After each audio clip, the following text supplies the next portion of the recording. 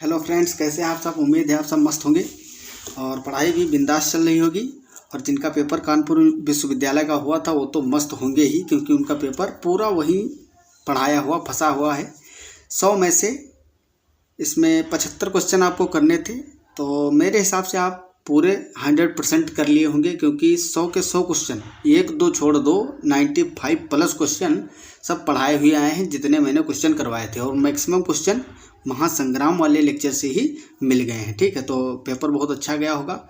और जो बच्चे नहीं दिए थे एग्ज़ाम तो वो भी देख सकते हैं, कंपेयर करिए। जाइए आप महासंग्राम का लेक्चर देखिए, जिनका अभी एग्ज़ाम होने वाला है, जो अदर यूनिवर्सिटी से हैं। महासंग्राम में देखिए उसमें, और जो मेरे वीडियोस अपलोड हैं बॉटनी के, और फिर इस पेपर को उससे मिलाना, फिर देखना सारे क्वेश्चन आपको वहीं से मिल जाएंगे। तो ये थोड़ा कॉन्फिडेंस लेवल आपका हाई रहना चाहिए कि जहाँ आप पढ़ रहे हो, जो पढ़ रहे हो वो सटीक है आपके लिए या नहीं। ये बहुत ज़रूरी होता है। आज की डेट में बहुत सारे चैनल हैं, हर जगह तुमको मटेरियल मिलता है, लेकिन जो सही मटेरियल है उसको पहचानना बहुत ज़रूरी है। ठीक है, जैसे वो बात नहीं सुनते हो, लोग कहते हैं कि मेहनत करने से सफलता मिलती है, लेकिन ये सही नहीं है। इसमें थोड़ा करेक्शन होना चाहिए। सही दिशा में की गई मेहनत सफल होती है। अगर दिशा ही नहीं पता है, तुमको मेहनत करना है, ठीक है, तो खाली मेहनत से कुछ नहीं होने वाला है। बनना है तुमको MBBS डॉक्टर और पढ़ रहे हो इतिहास भूगोल, बन पाओगे? कभी नहीं बन पाओगे। तो ये चीज़ बहुत ज़रूरी है। इससे और कॉन्फिडेंस भी आपका हाई होगा। तो आपको लगेगा कि हाँ, जो हम पढ़ रहे हैं, जिस चैनल पर विजिट कर रहे हैं, वहाँ मटेरियल हमारे लायक है, जो हमारे एग्जाम में पूछा जाता है। ये बहुत ही ज़रूरी है। ठीक है, जितना मेहनत करना जरूरी है, उतना ही बाकी फैक्टर जो होते हैं उन पे भी ध्यान देना बहुत आवश्यक होता है। तो BSc फर्स्ट ईयर बॉटनी की आंसर की है कानपुर विश्वविद्यालय में। 11 मार्च को एग्ज़ाम हुआ था। आज सारे क्वेश्चन का एनालिसिस करेंगे हम लोग। और यहाँ पे जैसे आपको दिख रहा है चैनल को सब्सक्राइब, और आगे की बात आपको पता ही है, करना है। ठीक है, तो ये वर्ड वैसे मैं इससे पहले कभी नहीं लिखा था। ठीक है, और जनरली ज़्यादा बोलता भी नहीं था, लेकिन मुझे आज लगा कि इसकी हाँ थोड़ी सी ज़रूरत है, क्योंकि सारी चीज़ें आपको पता है इंटरकनेक्टेड होती है एक दूसरे से। मैं आपकी सपोर्ट करता हूँ और करता रहूँगा, जब तक हूँ तब तक करूँगा, और बिना पैसे फ्री ही करूँगा, हमेशा करूँगा। पैसे से कभी इस चैनल पे नहीं पढ़ाया जाएगा। लेकिन आप लोगों से इतना तो हो सकता है कि आप लोग चैनल को सब्सक्राइब कर सकते हैं, तो प्लीज़ चैनल को सब्सक्राइब कर दें, क्योंकि आप हमारी सपोर्ट करेंगे तभी हमारे पास उतनी अच्छी फैसिलिटीज़ होंगी। जब फैसिलिटीज़ रहेंगी तो मैं लाइव क्लास लूँगा, बराबर लाइव डाउट आपके सॉल्व करूँगा, ऑफलाइन क्लास का सिनेरियो होगा जैसे। ठीक है, तो सारी जितनी दिक्कतें हैं वो सॉल्व होंगी। तो प्लीज़ चैनल को सब्सक्राइब जरूर करें। तो स्टार्ट करते हैं। हमारा पहला क्वेश्चन था इसमें, which of the following statement is not correct for Sargassum. Sargassum एक फियोफाइसी का मेंबर है। ठीक है, फियोफाइसी का मेंबर जानते हो, ब्राउन एल्गी, भूरे शैवाल। निम्न में से कौन सा कथन सरगासम के लिए सही नहीं है? खारे जल का शैवाल है ये, या एयर ब्लैडर पाया जाना, फियोफाइसी कुल का सदस्य, या सादे जल का पाया जाना। तो इसका राइट आंसर है ऑप्शन डी इज करेक्ट। ठीक है, ये फ्रेश वाटर एल्गी में नहीं है, फ्रेश वाटर में नहीं पाया जाता है। ये मेनली मैराइन वाटर में पाया जाता है। एयर ब्लैडर फियोफाइसी के जितने भी मेंबर होते हैं लगभग सब में प्रेजेंट होता है। फ्यूकस ले लो, सरगासम ले लो। ठीक है, ये जो है इसको फ्लोट करने में हेल्प करता है पानी में। और मेंबर ऑफ फियोफाइसी, हाँ तो ये पक्का फियोफाइसी का सदस्य है। मैंने बहुत अच्छे से इसको पढ़ाया था आपको। ठीक है, क्वेश्चन पढ़ाए हुए हैं सब। तो इसका राइट आंसर ऑप्शन डी है। अगला क्वेश्चन है महासंग्राम में, देखिए, या फिर महासंग्राम के बाद में जो मैंने फाइकोलॉजी का डाला था ना, उसमें आप देखोगे तो मैंने बताया था कैप्सल के बारे में। ठीक, capsule is found in, phycology वाले में मिलेगा आपको। बहुत अच्छे से बताया था कि कैप्सल कहाँ पाई जाती है। उडोगोनियम में पाई जाती है कैप्सल। ठीक है, टोपी कोशिका किस में पाई जाती है? उडोगोनियम में। अगला क्वेश्चन था in lichen association between two parents is called. Lichen में दो जीवों के बीच का संबंध किस प्रकार का होता है? पैरासिटिज्म, हैलोटिज्म, म्यूचुअलिज्म, या कमनसेलिज्म। तो ये म्यूचुअलिज्म होता है। क्या होता है? म्यूचुअलिज्म, जिसमें दोनों का फायदा होता है। जो दो ऑर्गेनिज्म पार्टिसिपेट कर रहे हैं रिलेशनशिप बना रहे हैं, एसोसिएशन, उसमें दोनों का फायदा होता है, तो उसको बोलते हैं म्यूचुअलिज्म। क्या बोलते हैं? म्यूचुअलिज्म। इसमें आपको पता ही होगा लाइकेन में क्या क्या होता है, फंगस, फंजाई प्लस एल्गी, ठीक है, कवक प्लस शैवाल, ये दोनों चीज़ें होती हैं। शैवाल ऊपरी पार्ट में होता है और निचले की जो सतह होती है उस पर कवक होता है। कवक मिट्टी से जुड़ा रहता है अपने राइजोइड की मदद से, ठीक है। रूट होती नहीं है कवक में, ट्रू रूट, तो राइजोइड होते हैं, राइजोइड्स। तो कवक का काम ये होता है फंजाई का कि वो मिनरल न्यूट्रिशन और वाटर को एब्जॉर्ब करता है ज़मीन से, मिट्टी से। और जो एल्गी होती है वो ऊपर इसलिए होती है कि उस पर लाइट पड़े, फोटोसिंथेसिस करे और फूड का फॉर्मेशन करे। तो वो फूड बना के कवक को देगी, फंजाई को, और फंजाई जो होते हैं कवक वो मिनरल न्यूट्रिशन जो खनिज होते हैं हमारे और वाटर को एब्जॉर्ब करके एल्गी को देता है, जिससे कि वो फोटोसिंथेसिस करता है। तो इस तरह से इसमें म्यूचुअलिज्म पाया जाता है। Which of the following algae is used as bio fertilizer, कितनी बार बताए थे इसको। निम्न में से किस शैवाल का प्रयोग जैविक खाद के रूप में किया जाता है, नोस्टॉक, क्लोरेला, एक्टोकार्पस या सरगासम। देखो एक्टोकार्पस और सरगासम जो होते हैं इनका मेनली इनमें उतने न्यूट्रिएंट्स नहीं होते हैं, क्लोरेला और नोस्टॉक में होते हैं। तो क्लोरेला फूड के जैसे यूज किया जाता है और नोस्टॉक जो होता है बायो फर्टिलाइजर के रूप में यूज किया जाता है, ठीक। इसमें वो क्या होता है, इसमें हेट्रोसिस्ट होता है ना, बताए थे हेट्रोसिस्ट। इस तरह से नोस्टॉक होता है, इसमें कुछ स्पेशलाइज्ड सेल्स होती हैं मिड में, या इंटर कैलरी हो सकती हैं बीच में और टर्मिनल भी हो सकती है अंत। तो इसमें जो है कैपेबिलिटी होती है, इसमें एंजाइम्स होते हैं, नाइट्रोजिनेज होता है एंजाइम, और भी एंजाइम होते हैं जो फ्री एटमॉस्फेयर में जो नाइट्रोजन N2 के रूप में होती है वो हेट्रोसिस्ट की मदद से NO3 माइनस नाइट्रेट आयन में कन्वर्ट कर दी जाती है, जो कि प्लांट एब्जॉर्ब कर लेते हैं। तो बायो फर्टिलाइजर के जैसे यूज किया जाता है, ठीक है। अगला question, yellow vein mosaic of bhindis, मैंने ये भी करवाया था। भिंडी में येलो वेन मोजेक जो डिजीज़ होता है ये किसके द्वारा कॉज किया जाता है, तो मैंने बताया था ये वायरल डिजीज है, वायरस के थ्रू कॉज किया जाता है। अगला क्वेश्चन है, the favourable condition for late blight of potato is, जो आलू का झुलसा रोग होता है या पछेती अंगमारी भी बोलते हैं इसको, इसके लिए परिस्थितियाँ कौन सी ज़्यादा उपयुक्त है, ठीक है। किस टेम्परेचर और प्रेशर ह्यूमिडिटी में ये ग्रो करता है, तो इसके लिए लो टेम्परेचर होना चाहिए। क्योंकि आप देखो हिंट पकड़ो, पोटैटो जो आलू की खेती कब की जाती है, ठंडी में की जाती है, मतलब टेम्परेचर तो लो चाहिए, तो लो टेम्परेचर होगा। अब हाई वाले तो ऐसे ही गलत हो जाएंगे। अब इसमें देखो इसको ह्यूमिडिटी की ज़्यादा ज़रूरत होती है, हाई ह्यूमिडिटी, इसीलिए तो ठंडी में ग्रो करता है। ठंडी में जब टेम्परेचर लो होगा, धूप कम निकलेगी तो ह्यूमिडिटी बनी रहेगी ना। तो इसका राइट आंसर हो जाएगा ऑप्शन ए इज करेक्ट, कम तापमान और अत्यधिक आर्द्रता, ठीक है। तो इस तरह से आप थोड़ा सा जो रीजनिंग टाइप के क्वेश्चन होते हैं इसी तरह के, तो आप खुद से सोच के भी कर सकते हो। कोलेरा इज कॉज्ड बाय, हैजा रोग जो होता है कॉलेरा वो किसके द्वारा कॉज किया जाता है, ठीक है। माइक्रोबायोलॉजी से है क्वेश्चन, मैंने कई बार बताया था जब शेप बताया था बैक्टीरिया का किस किस शेप के होते हैं। शेप पे 2 क्वेश्चन आए, एक यहाँ से पकड़ लोगे और एक और आगे बेसिलस वाला है कि बेसिलस किस ग्रुप से आता है। छड़ा का बैक्टीरिया जो होते हैं रोड शेप वो किस ग्रुप से बिलोंग करते हैं। तो यहाँ कॉलेरा आपको बताया था मैंने, विब्रियो कोलेरी से होता है, विब्रियो कामा आकार के होते हैं, ठीक है। तो ये राइट आंसर हो जाएगा ऑप्शन बी।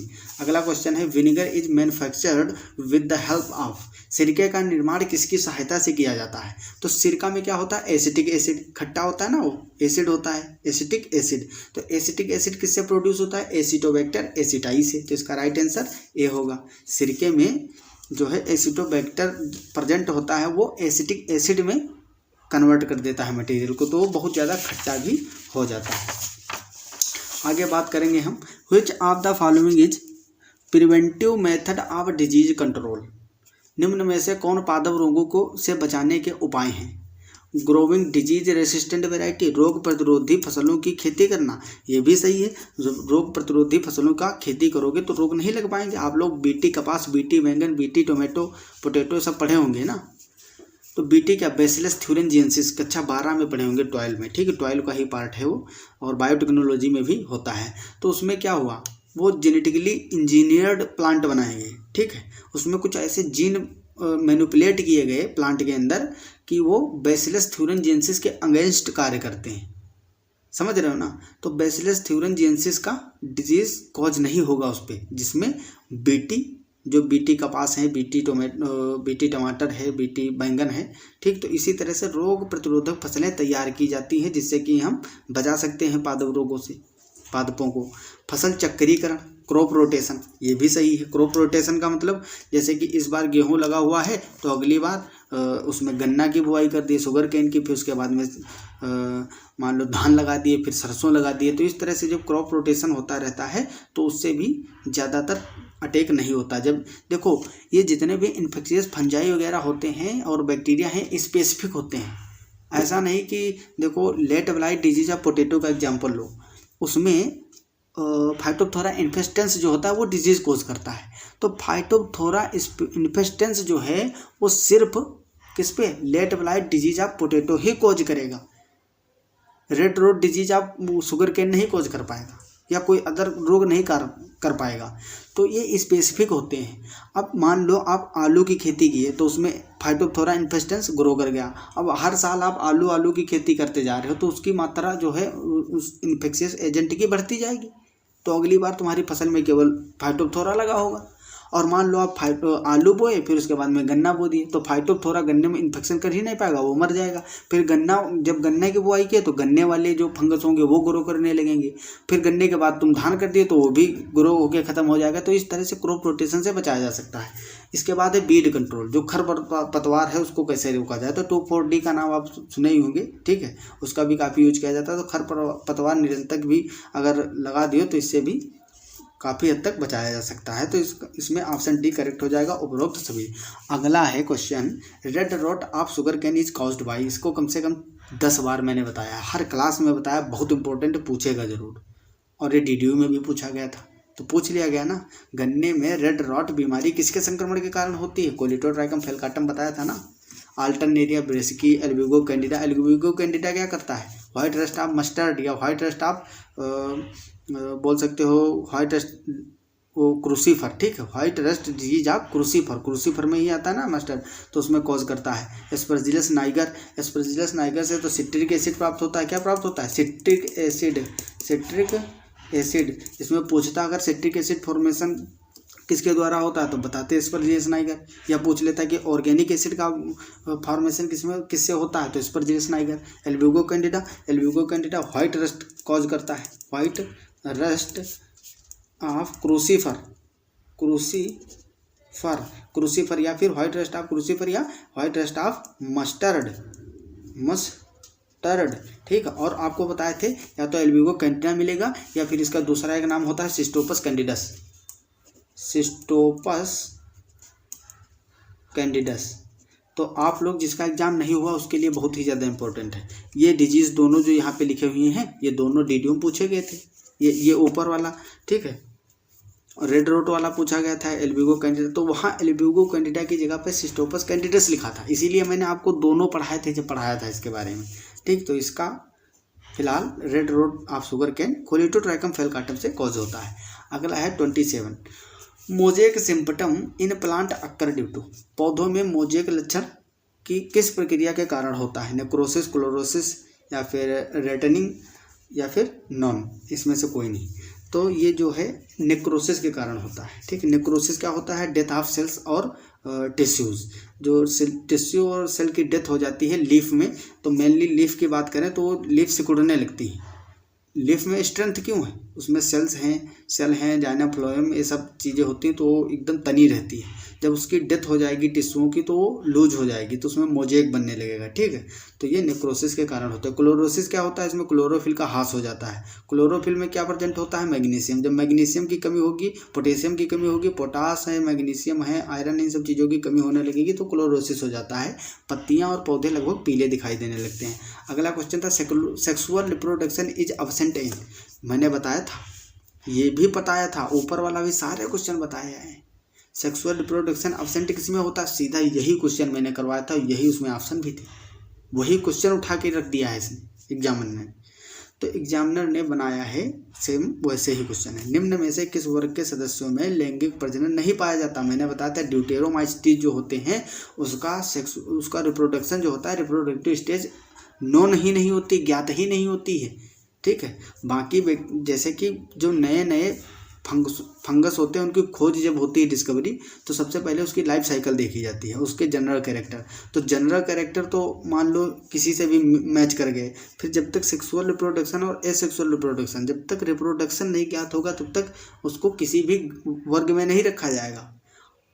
तो उनको कहाँ रखा जाता है? उनको ड्यूटेरोमाइसीटीज में रखा जाता है, ठीक। ये अपूर्ण फंजाई, इनकम्प्लीट फंजाई होते हैं, इनको बोलते हैं, क्या बोलते हैं? मैंने बताया था इनकम्प्लीट फंजाई बोलते हैं इनको, ठीक है। अपूर्ण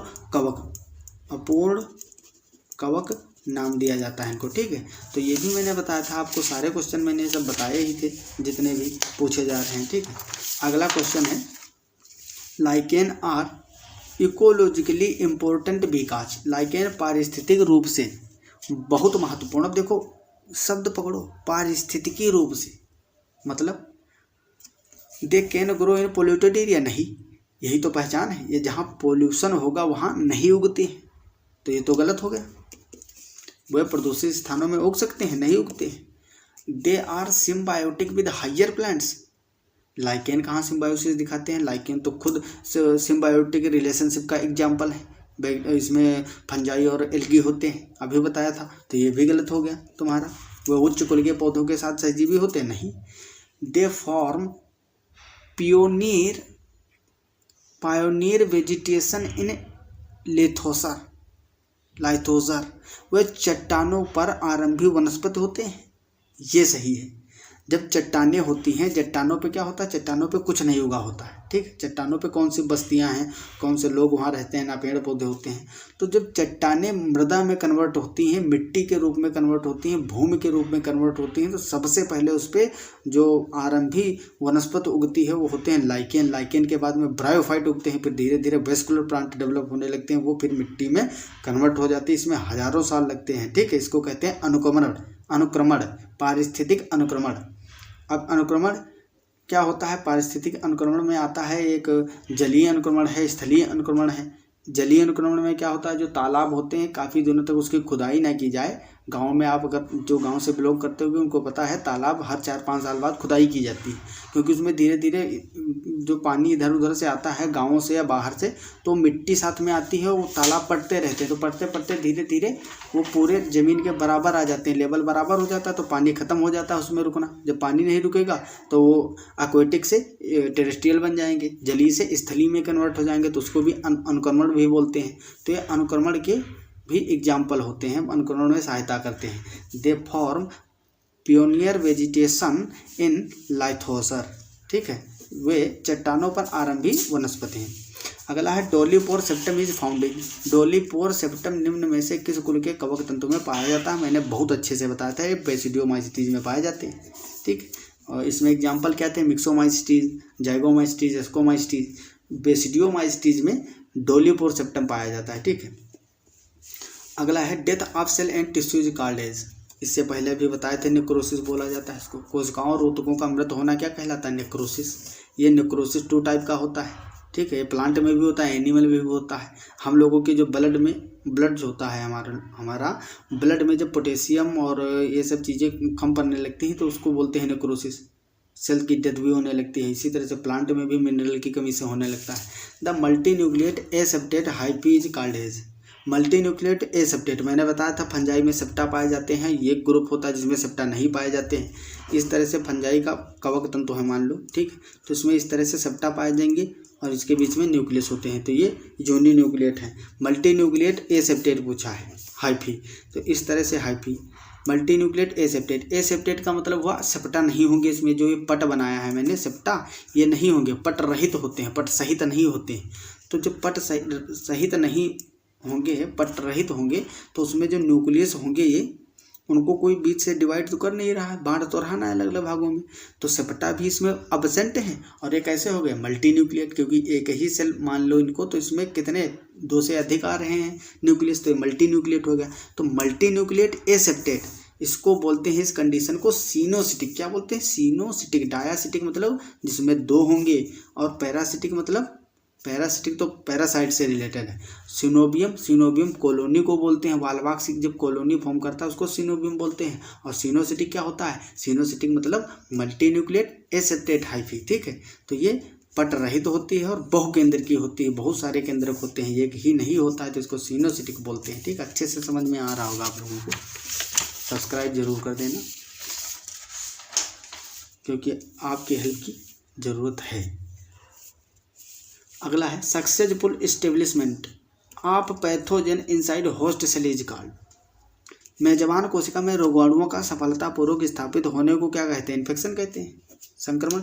ठीक है, तो इसका राइट आंसर हो जाएगा ऑप्शन ए। देखो आप लोग अपने फ्रेंड्स जो हैं आपके क्लास के, उनके पास सेंड कर दिया करो। ऐसे के पास मत सेंड करो जो जिसके यूज का नहीं है, जो बीएससी में हैं, आपके दोस्त हैं, उनके पास सेंड करो ताकि उन तक भी ये चीज़ें पहुँचे। The fertile layer of gill of Agaricus is called as. मैंने बताया था क्वेश्चन इंपॉर्टेंट है। एगेरिकस के किस गिल में पाए जाने वाले उप ऊर्जा स्तर,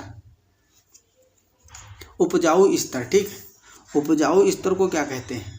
तो इसमें देखो आपको पता ही होगा, फ्रूटिंग बॉडीज़ बनती हैं इसमें, जो एस्कोमाइसिटीज होते हैं। मैक्सिमम एस्कोमाइसिटीज में फ्रूटिंग बॉडी अलग अलग प्रकार की बनती हैं, और एगेरिकस में गिल टाइप का एक स्ट्रक्चर पाया जाता है। तो इसमें जो उपजाऊ स्तर होता है, फर्टाइल लेयर होती है गिल की, उसको हाइमेनियम बोलते हैं। क्या बोलते हैं? Hymenium. Option C is correct. Pseudomycelium is found in. देखो माइसीलियम इस तरह से स्ट्रक्चर होता है, उसी को हाइफी बोलो या कवक तंतु बोलो या माइसीलियम बोलो। ठीक है, इस तरह से बहुत सारे माइसीलियम डेवलप होते हैं फंजाई में। ठीक है, तो इसमें क्या होता है, इसको माइसीलियम बोलते हैं। कौन सा ऐसा इसमें से फंगस है जिसमें माइसीलियम ही नहीं होता है? स्यूडोमाइसीलियम मतलब आभासी कवक तंतु। स्यूडोमिन क्या होता है? आभासी, झूठा। ठीक है, तो इसमें जो ईस्ट होता है, ईस्ट आप लोग देखे ही होंगे कि इस तरह से ईस्ट होता है। ठीक, ये ईस्ट है ना, कभी स्ट्रक्चर देखे ही होंगे ईस्ट का, सेकेरोमाइसिस सेरेविसी का। तो ये ईस्ट में जो है सेकेरोमाइसिस में नहीं पाया जाता। इसमें कोई माइसीलियम जैसे दिख रहा है आपको? नहीं दिख रहा है। Bordeaux mixture is consist of, ये मैंने कई बार बताया, वीडियो में भी आया था, आप लोग बताना है इसको कमेंट बॉक्स में।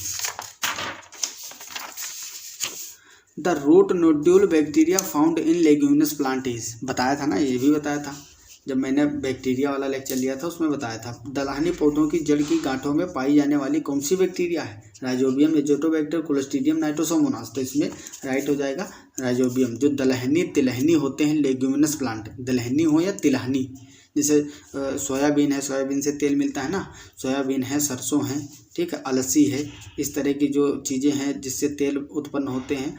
और दाल वाली बात की जाए तो अरहर है, उड़द है, मसूर है, ठीक है, मूंग है, इन सब में क्या पाए जाते हैं?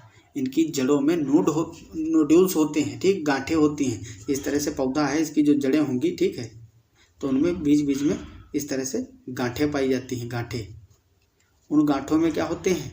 इन गांठों के अंदर राइजोबियम बैक्टीरिया होते हैं। राइजोबियम बैक्टीरिया क्या करते हैं?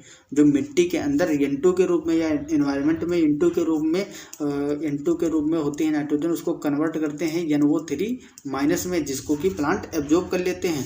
अब आपको मिनरल न्यूट्रिशन वाले में बताएंगे अच्छे से प्लांट मिनरल न्यूट्रिशन, ठीक है, और सेकेंड ईयर में आपका पार्ट आएगा। और आपको बता दूं फर्स्ट सेमेस्टर खत्म होने के बाद सेकेंड सेमेस्टर की जो है स्टडी एकदम अच्छे से तैयारी होगी। ठीक है, एक एक चैप्टर बढ़िया से कंप्लीट करेंगे डिटेल में, और उसके बाद में जब एग्जाम को 1 महीने रह जाएंगे सेकेंड सेमेस्टर के, तब अच्छे से तैयारी आपकी क्वेश्चन प्रैक्टिस के करवा देंगे। ठीक है, जो कहते हैं कि 90%, 85%, 80% लाना इम्पॉसिबल है बीएससी में, वो मैं करके दिखाऊंगा तुम लोगों के साथ। ठीक, तुम सब लेके आओगे अच्छे नंबर। तो ये आपको मेनली पढ़ना पड़ता है, सेकेंड ईयर में मिलेगा मिनरल न्यूट्रिशन वाला, उसमें बताएंगे डिटेल में। हालांकि इतना याद रखो कि जो राइजोबियम है ये दलहनी और तिलहनी जो लेग्यूमिनस प्लांट है उनकी जड़ों में गांठें होती है, उसमें पाया जाता है। और इसको जब काटते हैं जड़ को, आप लोग तो भी किए नहीं होंगे, जब किए करोगे लैब में एक्सपेरिमेंट, राइजोबियम को देखना होगा, तो इसकी जो गांठें दी जाएंगी आपको, इसको काटोगे बीच से तो ये गुलाबी गुलाबी दिखेगा अंदर पिंक कलर का, ठीक है। वो पिंक कलर का क्या होता है गुलाबी कलर का, इसमें होते हैं लेग हीमोग्लोबिन, हीमोग्लोबिन नहीं होता लेग हीमोग्लोबिन, जो कि ऑक्सीजन का अपमार्जक होता है। ऑक्सीजन की प्रेजेंस में ये राइजोबियम अपना काम नहीं कर पाता है, तो ऑक्सीजन को हटाने के लिए लेग हीमोग्लोबिन इसमें प्रेजेंट होता है, ठीक है। ये सारी बहुत डिटेल में जाओगे तो काफ़ी चीज़ें होती हैं, तो इतना याद रखो कि राइजोबियम ही लेग्यूमिनस प्लांट में पाया जाता है। Mosaic stunting and T formation symptoms in plant is mostly caused by, मैंने ये भी क्वेश्चन करवाया था आपको। पौधों में मोजेक रोग जो है किस लगभग मतलब मैक्सिमम लक्षण मोजेक के वायरस से ही आते हैं, वही पूछा गया है किसके द्वारा संक्रमण होता है मोजेक वाला, तो ये वायरस के थ्रू होता है, किससे, विषाणु से। Which of the following is used as biopesticide, ये तो मैंने 100% कल ही करवाया, परसों ही करवाया था, जिस दिन पेपर था उसी दिन सुबह के लेक्चर में था, ठीक। निम्न में से किसका प्रयोग बायोपेस्टिसाइड के रूप में किया जाता है। एक क्वेश्चन आया था जब मैं लेक्चर शूट कर रहा था, उसमें आया था कि हाइपर पैरासिटिज्म क्या होता है, मैंने जानबूझ के रखा था, उसमें मैंने एग्जाम्पल दिया था ट्राइकोडर्मा का।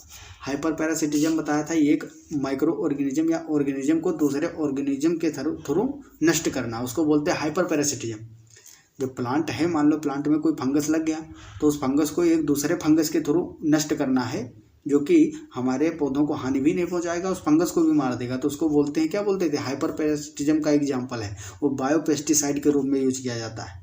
अब फंगीसाइड नहीं यूज करेंगे फंगस के लिए, ट्राइकोडर्मा यूज करेंगे जो कि बायोपेस्टिसाइड है, इससे हमारा हानि भी नहीं होगी, कोई केमिकल तो है नहीं, ट्राइकोडर्मा एक स्पीसीज है, ठीक है, ये भी एक जात है फंगस की, तो इसको यूज करते हैं, ठीक है।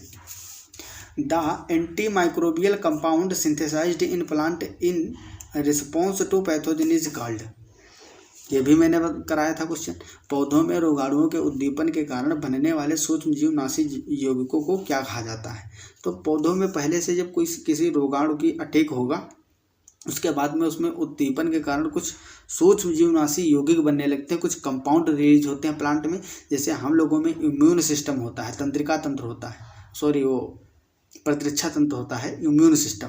तो जब कोई इन्फेक्शियस पार्टिकल या इन्फेक्शियस एजेंट अटैक करता है हम पे, वायरस हो, बैक्टीरिया हो, प्रियॉन्स हो, वायरॉइड हो, कुछ भी हो सकता है, ठीक है, तो हम उसके अगेंस्ट जो हमारा इम्यून सिस्टम है, प्रतिरक्षा तंत्र है, वो रिस्पॉन्स करता है, ठीक है, उसको अपोज करता है, उसको मारने की कोशिश करता है। प्लांट में इम्यून सिस्टम तो है नहीं, लेकिन उसमें भी कुछ मैकेनिज्म्स होती हैं, वही मैकेनिज्म के बारे में पूछा गया। जब कोई बाहरी पार्टिकल, फॉरेन पार्टिकल उस पर अटैक करता है रोगाणु, तो उस प्लांट में एक उद्दीपन होता है जिससे कुछ उससे सेल्स से, प्लांट सेल्स से कंपाउंड्स या रसायन सिक्रेट होने लगते हैं, ठीक है, बचाने के लिए, खुद के बचाव के लिए, तो उसको बोलते हैं फाइटोएलेक्जिन, ठीक है, क्या बोलते हैं, फाइटोएलेक्जिन।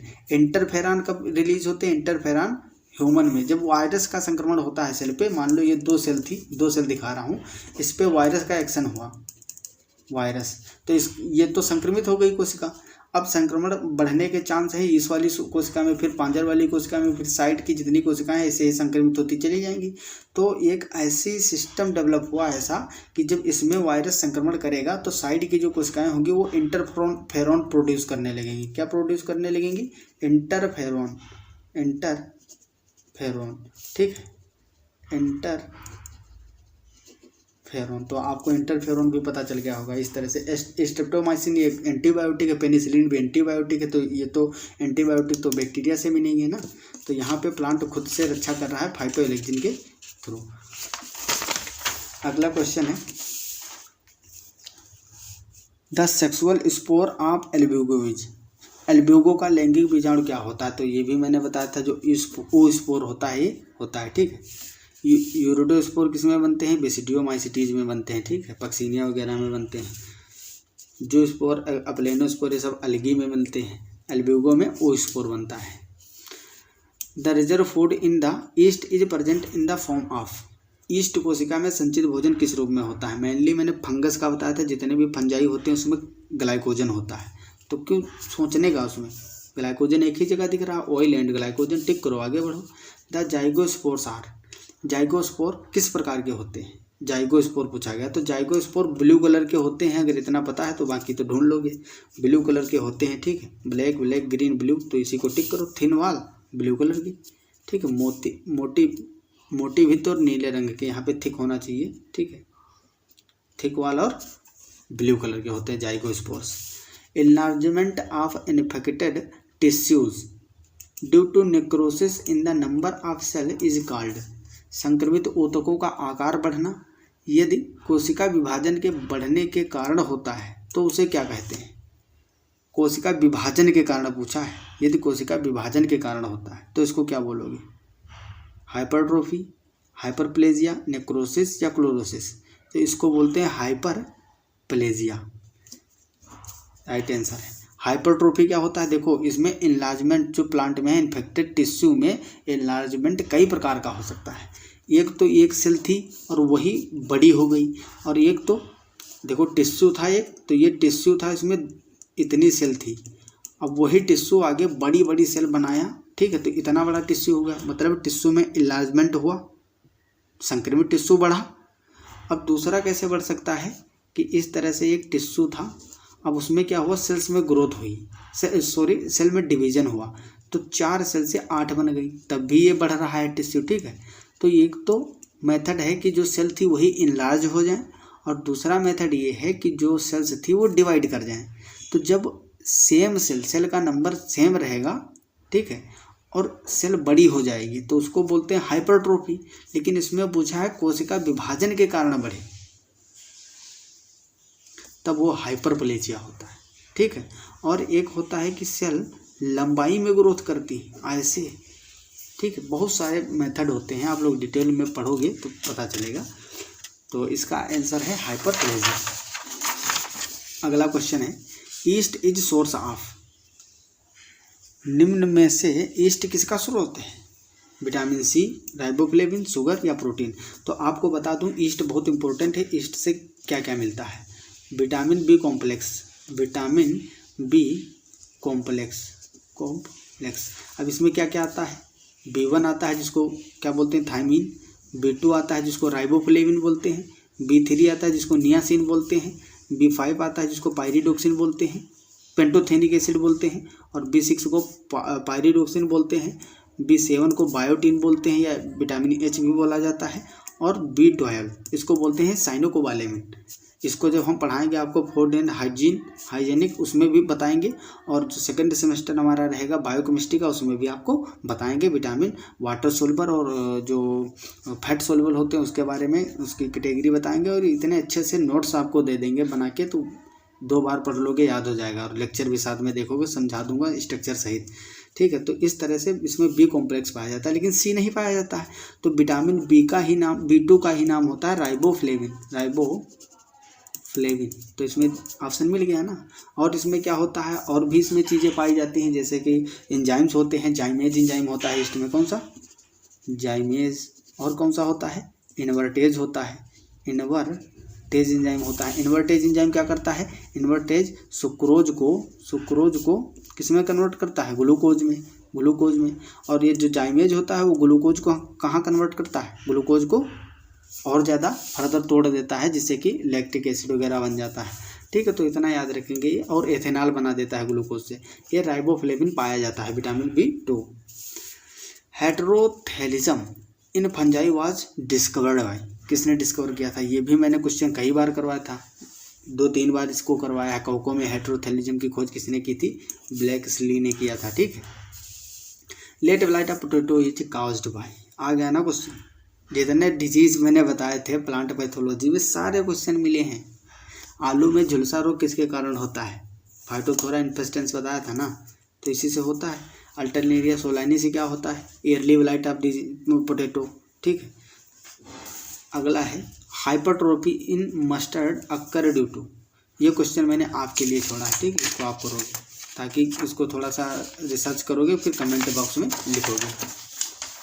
अगला क्वेश्चन है, association of fungi with the root of higher plant is called, कवक का उच्च कुल के पौधों की जड़ों के साथ संबंध क्या कहलाता है? जब मैंने माइकोराइजा के बारे में बताया था तो सारी चीज़ें बताई थी, ठीक है। तो ये क्या बनाते हैं? माइकोराइजा का एग्जांपल आपको दे दूँ, जो एनाबिना साइकेडी होती हैं, ठीक है। जो फंजाई कुछ होते हैं ऐसे फंजाई जो कि पाइनस के साथ में भी, एनाबिना तो एल्गी है, वो तो साइकस के साथ सिम्बायोसिस दिखाती है, लेकिन उसको माइकोराइजा नहीं बोलते। माइकोराइजा जब फंगस प्लांट के साथ रिलेशनशिप होता है। तो बहुत सारे ऐसे फंगस हैं, मेनली बेसिडियोमाइसिटीज से जो फंगस बिलोंग करते हैं, वो पाइनस के साथ में माइकोराइजा बनाते हैं। ठीक है, ये एग्जाम्पल है बहुत अच्छा। Prokaryotic cell wall is made up of, कितनी बार बताया था, पेप्टाइडोग्लाइकिन की बनी होती है। ठीक, तो ये किसकी बनी होती है, पेप्टाइडोग्लाइकिन की। और एडिशनल पॉइंट इसमें बताए थे क्या क्या होता है, टिकोइक एसिड होता है, टिकोइक एसिड। ठीक है, टिकोइक एसिड होता है, म्यूरेमिक एसिड, ये सब चीज़ें होती हैं, मेनली पेप्टाइडोग्लाइकिन की बनी होती है। ठीक है, प्रोकैरियोटिक कोशिका भित्ति किस पदार्थ की बनी होती है, peptidoglycan. Peziza is called as cup fungi, बताया था कप फंजाई पेजाइजा के बारे में भी। जितनी भी फ्रूटिंग बॉडीज बनती है स्कोमाइसिटीज में सभी बताई थी, मैंने कहा था ये एक जरूर आएगी इसमें से। 5-6 फ्रूटिंग बॉडी बताई थी, एगेरिकस की, क्लेविसेप्स की, पेजाइजा की। ठीक है, इन सब की बताई थी। किसी में क्लिस्टोथीसियम, किसी में पेरीथीसियम, किसी में एपोथीसियम, सारी बताया था ना मैंने, जितनी भी थी कंप्लीट। उसमें से कहा था एक पूछा जाएगा, तो एक पूछ लिया गया, पेजाइजा में पूछ लिया। ड्यू टू प्रेजेंस ऑफ पेजाइजा में को कप फंजाई कहा जाता है। कप फंजाई किस संरचना के उपस्थित होने के कारण, तो इसमें क्या मिलता है, एपोथीसियम प्रेजेंट होता है। एपोथीसियम कैसा होता है, इस तरह से कप शेप का होता है। ठीक है, कप शेप का होता है, और इसमें इस तरह से क्या लगे होते हैं, बहुत सारे एस्कोस्पोर्स डेवलप होते हैं, जिसमें एस्कस बनते हैं। अब समस्या ये थी थोड़ी सी कि मैंने जो है यूट्यूब पे क्लासें भी कम ही टाइम हुआ है, 2 महीने से स्टार्ट किया हूँ, वरना डिटेल में पढ़ाया होता आपको सिलेबस, तो एक एक चीज़ें रटी होती और ज़्यादा अच्छे से। Which of the following alga have net like structure, network like structure किसका होता है, हाइड्रोडिक्टाइन, वॉलवॉक्स, इक्टोकार्पस या नोस्टॉक। तो देखो नोस्टॉक तो इस तरह से होता है, इसमें नेटवर्क तो कोई दिख नहीं रहा। एक्टोकार्पस जो है, एक्टोकार्पस लगभग प्लांट लाइक होते हैं। ठीक है, नीचे ऐसे होता है और ऊपर इस तरह से ब्रांचिंग पाई जाती है, एक्टोकार्पस हो गया। बात करते हैं वॉलवॉक्स, तो वॉलवॉक्स इस तरह से राउंड शेप होता है ना, बहुत सारे वॉलवॉक्स होते हैं, उसमें डॉक्टर कॉलोनीज भी होती हैं, और इस तरह से बाहर की ओर फ्लैजिला निकले रहते हैं, 2 फ्लैजिला। ठीक है, बाई फ्लैजिलेट होता है वॉलवॉक्स। इसमें भी नेटवर्क हल्का हल्का पाया जाता है, लेकिन हाइड्रोडिक्टाइन में मेनली नेटवर्क पाया जाता है। हेक्सागोनल इस तरह से होती हैं, बेंजीन रिंग के तरह। ठीक है, बेंजीन रिंग की तरह इस तरह से होती हैं, और इसमें नेटवर्क पाए जाते हैं बहुत सारे। तो इस तरह से हाइड्रोडिक्टाइन होते हैं, इसके बारे में मैंने बताया भी था। अगला क्वेश्चन है, द इन्फेक्शियस होना चाहिए। हाँ, यहाँ पे इन्फेक्शन है। Infectious proteins particles are called as, संक्रामक प्रोटीन कणों को क्या कहते हैं।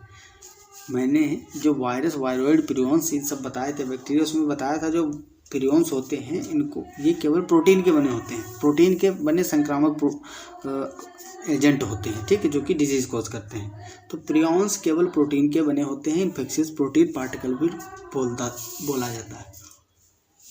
अगला क्वेश्चन है, transformation in bacteria was discovered bye, 4 बार 5 बार करवाया मैंने।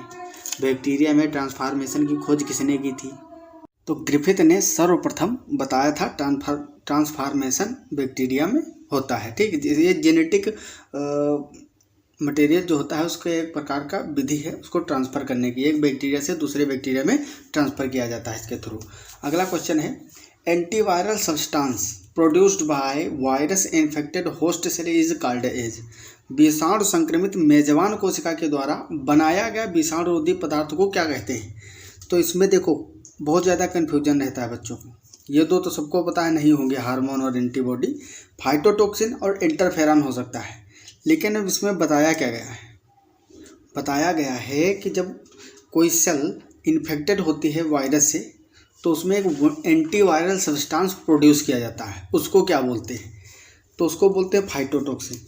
अब इंटरफेरॉन क्यों नहीं बोलते, इसमें अगर ये लिखा होता कि जो सेल इन्फेक्टेड है वायरस से, उसके एडजेसेंट सेल से सिक्रीट हो रहा है सब्सटेंस, उसके पास वाली सेल से। ठीक है, यहाँ से इस पे वायरस अटैक करे, यहाँ से निकल रहा हो, तो उसको बोलते हैं इंटरफेरॉन या फिर फाइटोइलेक्सिन। ठीक है, प्लांट में फाइटोइलेक्सिन और एनिमल्स में इंटरफेरॉन। और जब जिस सेल में एक्शन हुआ है वायरस का, उसी ने प्रोड्यूस किया केमिकल बचाव के लिए, उसको बोलते हैं फाइटोटॉक्सिन। ठीक है, ये बहुत सारे वर्ड एक ही जैसे हैं, गलती मैक्सिमम कर देते हैं बच्चे। The main enzyme found in east series, ये क्वेश्चन भी करवाया था मैंने। ईस्ट कोशिका होती है जो, उसमें सबसे प्रमुख एंजाइम कौन होता है? Amylase, जाइमेज, lipase, maltose. तो उसमें जाइमेज एंजाइम मुख्य होता है, जाइमेज, और इसमें इनवर्टेज भी होता है, अभी बताया था ना इनवर्टेज। इसका काम भी पूछ लेते हैं कई बार। अगला क्वेश्चन है हमारा,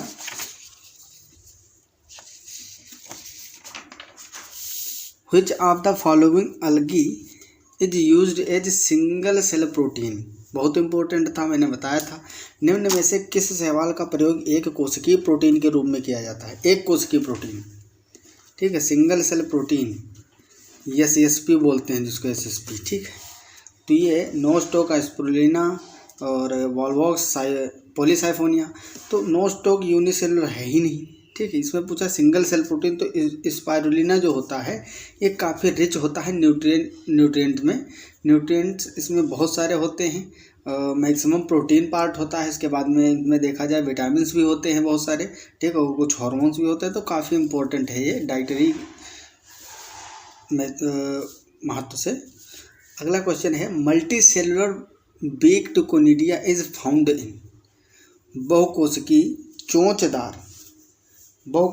चोंचदार कोनिडिया निम्न में से किस में पाई जाती है? पेनिसिलियम, अगेरिकस, अल्टरनेरिया या फ्यूजेरियम। तो अगेरिकस जो होता है, अगेरिकस में फ्रूटिंग बॉडी होती है, उसमें कोनिडिया बनते हैं जो, वो चोंचदार और बहुकोशिकीय होते हैं, मल्टी सेल्यूलर होते हैं। अगला क्वेश्चन है, which of the following is obligate parasite. निम्न में से कौन संपूर्ण परजीवी है? संपूर्ण परजीवी मतलब टोटल रूप से प्लांट पे ही उसी निर्भर है, बाकी और कहीं जगह नहीं वो जी सकता है।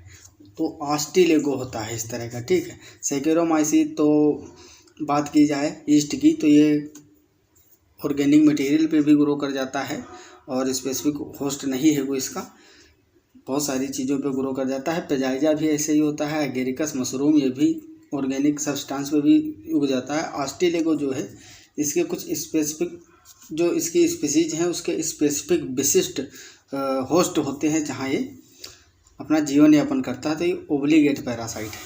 अगला क्वेश्चन है, Elgin is obtain from the member of.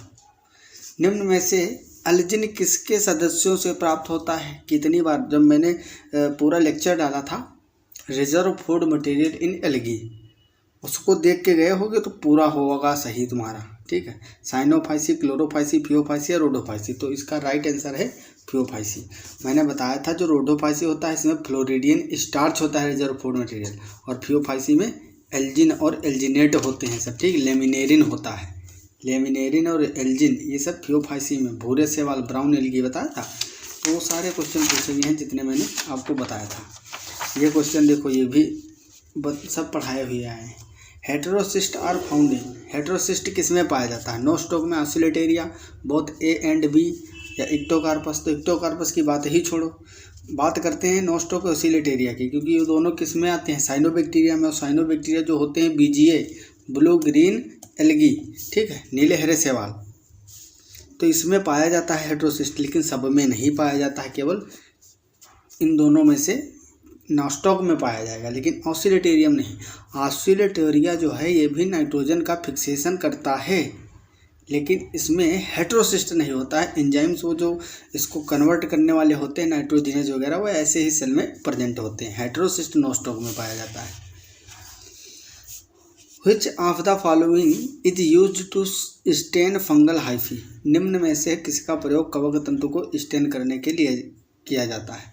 तो ये आप लोग अगर प्रैक्टिकल कर रहे होंगे, बराबर किए होंगे कॉलेज में, तो पता होगा, ठीक है। और नहीं भी पता है तो पढ़े होते, ठीक है, बुक में दिया रहता है पढ़ने के लिए, तो उसमें पढ़ोगे किस तरह से कल्चरिंग की जाती है, उनका स्टेनिंग की जाती है, सब लिखा रहता है। तो लैक्टोफिनॉल और कॉटन ब्लू से स्टेन करते हैं हम फंगल हाइफी को देखने के लिए। और जैसे जैसे फंगस के बाद में ब्रायोफाइट, टेरिडोफाइट और जिम्नोस्पर्म, एंजियोस्पर्म पहुँचते जाओगे तो डबल स्टेन, ट्रिपल स्टेन इस तरीके से यूज होती है, क्योंकि उसमें वेस्कुलर बंडल्स जो है काफ़ी डेवलप हो चुके होते हैं, तो उसमें और ज़्यादा स्टेन की ज़रूरत होती है। अगला question, autoclave is used for. ये भी बार बार खूब पूछा जाता है क्वेश्चन, मैंने करवाया था। स्टेरिलाइजेशन में करो, इसका इम्पोर्टेंट होता है। डीडीयू में पूछा गया था, उसका भी आंसर की मैंने डाला था, आप लोग देखे होंगे। ठीक है, तो ऑटोक्लेव का प्रयोग स्टेरिलाइजेशन के लिए किया जाता है। Extra chromosomal circular DNA found in the bacterial cell is called as. Bacterial कोशिका जो होती है, जीवाणु कोशिका में गुणसूत्र के अतिरिक्त पाए जाने वाले वृत्तीय डीएनए को क्या कहते हैं, कितना मैंने रटाया था, हर क्लास में बताता था ऐसे डायग्राम बना के कि ये बैक्टीरिया है। बैक्टीरिया में इस तरह से मीजोसोम्स निकले होते हैं, जैसे लग रहा है माइटोकॉन्ड्रिया की क्रिस्टी है, लेकिन ये क्रिस्टी नहीं है, ये मीजोसोम्स होते हैं। और इनके बीच में एक डबल स्टैंडर्ड सर्कुलर डीएनए पाया जाता है। ठीक है, तो वही क्वेश्चन पूछा गया जिसको प्लाज्मिड बोलते हैं। क्या बोलते हैं? प्लाज्मिड। कितनी बार बताया, याद करो, मैंने बताया था कि प्लाज्मिड पाए जाते हैं, जो कि बायोटेक्नोलॉजी में काफ़ी इनका यूज होता है। चीज़ें याद आ रही होंगी, आई होप। अगला क्वेश्चन है, which of the following is the smallest organism capable of autonomous growth and reproduction. निम्न में से सबसे सूक्ष्म जीव कौन सा है जो स्वतंत्र रूप से वृद्धि एवं प्रजनन कर सकता है? तो माइकोप्लाज्मा, आपको पता ही होगा, स्मॉलेस्ट ऑर्गेनिज्म होता है, विदाउट O2 के सर्वाइव कर सकता है। ठीक है, सेल वॉल लेस होता है, सेल वॉल अब्सेंट होती है। ये सारी चीज़ें मैंने बताया था, पेपर से पहले वाला जो लेक्चर आया था उसी में मैंने सब कुछ बताया था। Which of the following pigment is found in Phaeophyceae. Phaeophyceae में कुल में कौन सा हरित लवक पाया जाता है? तो सब कुछ बताया था मैंने, कितने अच्छे से पिगमेंटों के बारे में बताया है मैंने एल्गी के, कि क्लोरोफिल किस तरह से पाया जाता है। मैंने कहा था क्लोरोफिल ए, जो क्लोरोफिल ए है ये कंपलसरी है सब में। जब बात करोगे क्लोरोफाइसी की, किसकी? क्लोरोफाइसी की, तो उसमें ए के साथ में बी आ जाएगा। फियोफाइसी की तो उसमें ए के साथ में सी आ जाएगा। और रोडोफाइसी की उसमें ए के साथ डी आ जाएगा। ठीक, इस तरह से रटवा दिया था। कितने आसान ट्रिक मैंने बताई थी। तो फियोफाइसी में एडिशनली जो होता है क्लोरोफिल ए के तो होता ही है सब में, इसीलिए ए पूछा नहीं है, वरना पूछ सकता था chlorophyll A and B, A and C, A and D, तो उसने थोड़ा शॉर्ट कर दिया आपके क्वेश्चन को। ए सब में पाया जाता है, कंपलसरी है, कॉमन है, तो उसमें से जो एडिशनली होता है ग्रुप में जो वेरी करता है अलग अलग, उसको पूछा है, तो उसमें क्लोरोफिल सी करेक्ट हो जाएगा। हेटेरोट्राइकस हैबिट इज फाउंड इन। हेटेरोट्राइकस रूपी शैवाल निम्न में से कौन है? तो हेटेरोट्राइकस होता है जिसमें नीचे का प्रोस्टेट भी ग्रोथ करे, नीचे ज़मीन में, और ऊपर भी ग्रोथ करे। ठीक है, तो उसको बोलते हैं, उस शैवाल को हेटेरोट्राइकस बोलते हैं, उस प्लांट को। तो इस तरह से नोस्टॉक तो होता नहीं, नोस्टॉक तो इस तरह से होता है ना, वैसे वॉलवॉक्स राउंड शेप में होता है। क्लोरेला ये भी कोई बहुत ज़्यादा डेवलप स्ट्रक्चर नहीं होता है। एक्टोकार्पस की बात करें तो ये कैसा होता है? हेटेरोट्राइकस होता है, क्योंकि इसमें प्रोस्टेट सिस्टम होता है नीचे एक, और एक इरेक्ट सिस्टम होता है ऊपर वाला पार्ट। ये इरेक्ट पार्ट है और ये प्रोस्टेट पार्ट है। ठीक है, तो ये हेटेरोट्राइकस हैबिटेट शो करता है। Agar is obtain from the cell wall of. कितनी बार हटाया था, क्वेश्चन मिल गया। अगार किसके कोशिका भित्ति से प्राप्त की जाती है? Green algae, brown algae, red algae या ब्लू ग्रीन एल्गी? तो आपको बताया था रेड एल्गी जो होते हैं लाल शैवाल, इससे अगार प्राप्त होता है। और अगार को कल्चर मीडिया की जैसे यूज करते हैं। इलेक्ट्रोफोरेसिस जब करवाते हैं, डीएनए के फ्रेगमेंट का सेपरेशन करवाते हैं, डीएनए के खंडों का, उसमें भी यूज करते हैं। बैक्टीरिया का कल्चर करते हैं, वहाँ यूज किया जाता है अगार। बहुत सारे यूज भी बताया था, और बताया था मैंने, याद करो कि कॉस्मेटिक्स मटेरियल बनाने में भी इसका यूज किया जाता है। तो इसी तरह से सारे क्वेश्चन पढ़ाए हुए आए हैं जो जस्ट मैंने एग्जाम के पहले पढ़ाया था। Which of the following is unicellular non motile algae.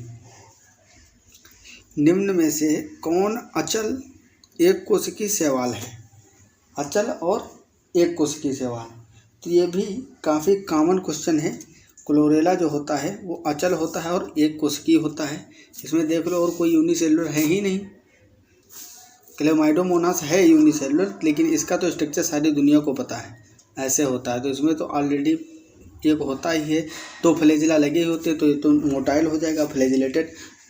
दो ही थे यूनिसेलुलर, ये तो मल्टी सेलुलर हो गए। दो यूनिसेलुलर हैं, उसमें से एक को तो पता ही है कि इसमें होता है इस तरह से फ्लैजिला, और क्लोरेला जो होता है नॉन मोटाइल होता है। ठीक है, नॉन मोटाइल, तो इसका राइट आंसर हो जाएगा कोलेरेला।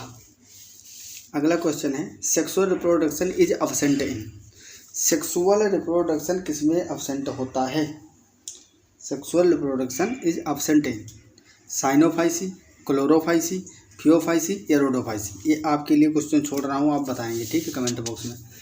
अगला है plasmogamy in Agaricus takes place by somatogamy, gametangial contact या फिर गेमेटेंजियल फ्यूजन। देखो गेमेटेंजियल कॉन्टेक्ट को क्लैंप कनेक्शन भी बोलते हैं। क्लैंप कनेक्शन किस में पाए जाते हैं? तो इसमें बात किया जाए अगर अगेरिकस, तो अगेरिकस मेनली सोमेटोगेमी के थ्रू, ठीक है, प्रजनन करता है, ठीक है। प्लाज्मोगेमी जो है इसमें देखो सेक्सुअल रिप्रोडक्शन फंजाई में 3 स्टेप में होता है, प्लाज्मोगेमी, कैरियोगेमी एंड देन उसके बाद में मियोसिस। तो जो प्लाज्मोगेमी है वो सेमेटोगेमी टाइप की होती है इसमें, ठीक है। अगला है lichen having leaf like thallus are called. पत्ती नुमा थैलस वाले लाइकेन क्या कहलाते हैं? लाइकेन के कई सारे ग्रुप होते हैं। फ्रक्टोज है, फोलियोज, फ्रक्टोज नहीं कहोगे, फ्रक्टोज तो वो होता है, ये फ्रूटिकोज लिखा है ना, क्रक्टोज, फोलियोज, फ्रूटिकोज और हेक्सोज। तो जो लीफ लाइक थैलस दिखता है उसको बोलते हैं फोलियोज। क्या बोलते हैं? फोलियोज। इसका राइट आंसर हो जाएगा option B is correct. Which of the following is reindeer moss. Reindeer moss पूछा है इसमें, ठीक है, रेंडियर मोस। निम्न में से किसको रेंडियर मोस कहा जाता है? क्लेडोनिया रेंजीफेरिना या फिर सेट्रेडिया आइसलैंडिका, रोसेला, टिंक्टोरिया या पारमेलिया। तो इसमें से देखो पारमेलिया तो मोस है नहीं, पक्का पहली बात, मोसेस है नहीं है। पारमेलिया क्या है? लाइकेन है। इसमें जो क्लेडोनिया रेंजीफेरिना है ये कैसा मोस होता है? रेंडियर मोस होता है, ठीक है, इसको रेंडियर मोस कहा जाता है। तो ये राइट आंसर हो जाएगा हमारा। अगला क्वेश्चन है autoclave works on the principle of. Autoclave किस सिद्धांत पर कार्य करता है? ताप और दाब या विकिरण या रासायनिक ऑक्सीकरण। तो ये जो है ऑटोक्लेव, इसमें स्टेरिलाइजेशन करवाया जाता है माइक्रोऑर्गेनिज्म मेनली बैक्टीरिया को। तो इसमें हीट अंडर प्रेशर, ठीक है, ताप के साथ दाब और ताप दोनों होते हैं, ठीक है। अगला lichens are indicators of. Lichen निम्न में से किसके सूचक होते हैं? तो मैंने बताया था ये एयर पोल्यूशन के होते हैं, एयर पोल्यूशन के, ठीक है, पोल्यूशन। लेकिन इसमें थोड़ा और डिटेल में जाके पूछ लिया है, एयर पोल्यूशन में भी किस टाइप के? सल्फर डाइऑक्साइड पोल्यूशन या रेडिएशन या नॉइज पोल्यूशन या फिर ओजोन डिप्लेशन। तो इसका राइट आंसर है सल्फर डाइऑक्साइड। मेनली जहाँ सल्फर डाइऑक्साइड बहुत ज़्यादा प्रेजेंट होती है एयर में, वहाँ पे ये नहीं उगते हैं। तो ये इंडिकेटर हैं, जगह को बताते हैं कि इस जगह में जहाँ उगेंगे नहीं वहाँ एयर पोल्यूशन है। Presence of which bacteria indicates faecal contamination in water. किस जीवाणु की जल में उपस्थिति मल प्रदूषक का सूचक है? राइजोबियम या फिर इकोलाई या फिर नाइट्रोसोमोनास या एजोटोबैक्टर। तो आपको बता दूं मल प्रदूषण मतलब हमारे जो गट होता है उसमें ई कोलाई प्रेजेंट होता है। अगर कहीं वाटर में ई कोलाई प्रेजेंट है बैक्टीरिया तो इसका मतलब वो मल से, उस जल में मल उपस्थित है, ठीक है, पता चल जाता है इससे, मल कॉन्टेमिनेट है इसमें। तो ई कोलाई हो जाएगा इसका राइट आंसर। अगला question, multi cellular jacketed sex organ are found in. ये भी काफ़ी इंपॉर्टेंट था क्वेश्चन, मैंने बताया था आया जरूर। बहुकोशिकीय कवचदार प्रजनन अंग किसमें मिलते हैं? कारा, ओडोगोनियम, क्लोरेला या वोल्वोक्स। तो ये कारा में प्रेजेंट होते हैं, किसमें? कारा में, ठीक है। Multi cellular jacketed sex organs होते हैं। Coach postulate support the development of. Coach का सिद्धांत निम्न में से किस रोग के विकसित होने के पक्ष में है? कोच ने कई सारे पोस्ट्यूल दिए थे इन्फेक्शियस डिजीज के कारण से रिलेटेड। तो ये जेनेटिक डिसऑर्डर, डिफिशियंसी डिजीज़ या इन्फेक्शियस डिजीज। तो ये मेनली जो इन्फेक्शियस पार्टिकल इन्फेक्शियस एजेंट के थ्रू डिजीज होते हैं, इन्फेक्शियस डिजीज होते हैं, उसके बारे में बताया था, ठीक है। तो राइट आंसर हो जाएगा इसका सी, संक्रामक रोग। आनुवंशिक रोग किसी बैक्टीरिया वायरस से नहीं होते हैं। ये क्रोमोसोम में डिलीशन, जैसे जो नाइट्रोजनस बेस होते हैं उसके डिलीशन इंसर्शन से हो जाते हैं, ठीक है, उसमें अनियमितता के कारण होते हैं क्रोमोसोम में। डिफिशियंसी डिजीज होते हैं, तो इसमें जैसे मान लो आयरन की कमी हो गई, या किसी को पोटेशियम, मैग्नीशियम, ग्लूकोज की कमी हो गई, प्रोटीन की हो गई, कार्बोहाइड्रेट की, तो इस तरह से डिजीज होते हैं, तो ये भी इन्फेक्शियस नहीं होते हैं। लेकिन जो इन्फेक्शियस डिजीज हैं ये कैसे, संक्रामक रोग, ये वायरस, बैक्टीरिया, निमेटोड, इन सबसे होते हैं, ठीक है, तो इसका राइट आंसर सी हो जाएगा। White rust symptom arises due to formation of, सफ़ेद कीट रोग का लक्षण किसके उत्पत्ति के कारण होता है। इससे बहुत क्वेश्चन पूछे गए सफ़ेद रस्ट से।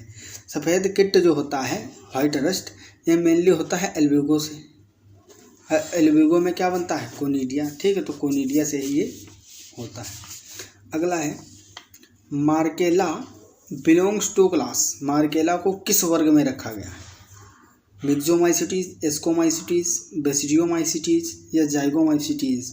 इसका राइट आंसर है option B is correct, ascomycetes. ये एस्कोमाइसिटीज में ही आता है, एस्कोमाइकोटिना बोलो या फिर एस्कोमाइसिटीज। मोरकेला एस्कोमाइसिटीज का मेंबर है।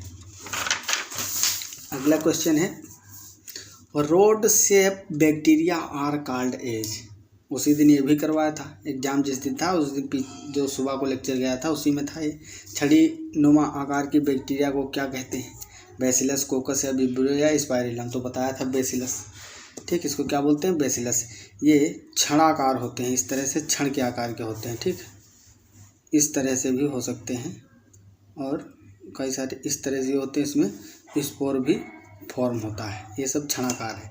कोकस जो होता है, कोकस इस तरह से होते हैं, कोकाई, ठीक है, ये इस तरह से आपस में जुड़े होते हैं, उसको बोलते हैं स्ट्रेप्टोकोकस, ठीक है, दो एक में होते हैं तो डिप्लोकोकस, ठीक, ये डिप्लोकोकस पढ़े होंगे आप लोग, इस तरह से, तो ये कोकस होते हैं। विब्रियो क्या होते हैं, ये कामा आकार के होते हैं, ऐसे एक कामा बना दो समझ लो विब्रियो बन गया, ठीक है, इस तरह से विब्रियो होते हैं। और जो स्पाइरलम होते हैं स्पाइरल के समान होते हैं, ऐसे, ठीक, ऐसे ऐसे होते हैं, स्पाइरलम होते हैं। Which of the following statement is correct about the virus. Virus के संदर्भ में पूछा गया, वायरस के बारे में निम्न में से कौन सा तथ्य सही है। They are nucleoprotein, they can multiply only in host cell, they can be crystallize. तो ये सही सभी हैं, सही सभी हैं। वह न्यूक्लियोप्रोटीन के बने होते हैं, बिल्कुल न्यूक्लियोप्रोटीन के ही बने होते हैं। न्यूक्लियोप्रोटीन मतलब न्यूक्लिक एसिड प्लस प्रोटीन। आपको वायरस वाला आपने लेक्चर देखा होगा मेरा, तो उसमें मैंने बताया वायरस में काफ़ी डिटेल में मैंने पढ़ा है सारे टॉपिक, ट्रांसमिशन कैसे होता है उसका, किस किस मोड के थ्रू होता है उसका, स्ट्रक्चर कैसे कैसे टाइप के वायरस होते हैं, सब कुछ बताया, ठीक। तो वायरस में मैंने बताया था सेंट्रल बीच में क्या होता है, इसका जेनेटिक मटेरियल होता है जिसको न्यूक्लिक एसिड बोलते हैं, और ऊपर प्रोटीन की कवरिंग होती है इस तरह से, ठीक है। यही मेनली वायरस होता है और कुछ नहीं होता है वायरस। वह केवल मेजबान कोशिका में ही अपनी संख्या बढ़ा सकते हैं, तो पता ही होगा ये जीव और निर्जीव की, सजीव निर्जीव के बीच की कड़ी होते हैं। ये जब सजीव के अंदर होंगे, किसी लिविंग ऑर्गेनिज्म के अंदर होंगे, तभी वो मल्टीप्लाई करेंगे। तो they can multiply only in host cell, बिल्कुल सही है। उनका क्रिस्टलीकरण किया जा सकता है, बिल्कुल, इनका क्रिस्टलीकरण स्टेनली ने किया भी था। स्टेनले ने सन 1935 में टीएमबी वायरस को क्रिस्टलाइज किया था, तो इसका मतलब इसको क्रिस्टलीकृत भी किया जा सकता है, तो ये भी सही। तो इसका राइट आंसर होगा ऑप्शन डी इज करेक्ट, उपरोक्त सभी। Which of the following is an unicellular fungi. बहुत सरल पूछा गया, निम्न में से कौन एक उसकी कवक है। Saccharomyces, पेजाइजा, Puccinia, Alternaria. तो इसका राइट आंसर ए हो जाएगा, सेकेरोमाइसिस। आप सबको पता होगा यूनिसेलुलर होता है। Non motile thin walled spore of algae are called as. शैवालों के पतली कोशिका भित्ति वाले अचल जीवाणु को क्या कहते हैं। मैंने बताया था फ्लैजेलस सिस्टम, उसमें भी ये बताया था क्वेश्चन। और जब स्पोर्स बताया था, स्पोर फॉर्म्ड बाय एल्गी, तो उसमें जो स्पोर, प्लेनोस्पोर, हेप्नोस्पोर, इंडोस्पोर, अकाइनेट, ये सब बताए थे। तो जो अप्लेनोस्पोर होता है इसमें फ्लैजिला अब्सेंट होता है, कशाभिका अनुपस्थित होती है, तो ये नॉन मोटाइल होते हैं, ठीक है। अगला question, virus is chemically made up of. वही जो भी बताया था मैंने, देखो इसमें ऑप्शन है प्रोटीन कार्बोहाइड्रेट, वसा प्रोटीन, वसा कार्बोहाइड्रेट, न्यूक्लिक एसिड प्रोटीन। तो राइट आंसर होगा ऑप्शन डी, न्यूक्लिक एसिड और प्रोटीन से बने होते हैं। इसलिए सारे लेक्चर आप लोग देखा करिए तो बहुत ज़्यादा फायदा होगा आपका, ठीक है। अगला क्वेश्चन है gram staining is used to identify. मैंने पूरा अच्छे तरीके से बताया था ग्राम स्टेनिंग के बारे में एकदम डिटेल में कि किस तरह से इस पर क्वेश्चन भी आएगा। मुझे पता था पहले से कि ग्राम स्टेनिंग जहाँ माइक्रोबायोलॉजी पूछी जाती है, सिलेबस है, तो वहाँ ग्राम स्टेनिंग तो पक्का पूछी ही जाएगी 100%।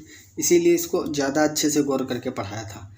तो कई बार चिल्ला के बताया था कि स्टेनिंग कई टाइप की होती हैं, लेकिन जो बैक्टीरिया की स्टेनिंग होती है उसको क्रिश्चियन ग्राम ने सबसे पहले खोजा था, ठीक। उन्होंने ही स्टेन किया था बैक्टीरिया को, तो उनके नाम पे इसको ग्राम स्टेनिंग बोला जाता है। तो ये केवल जीवाणु के लिए यूज की जाती है।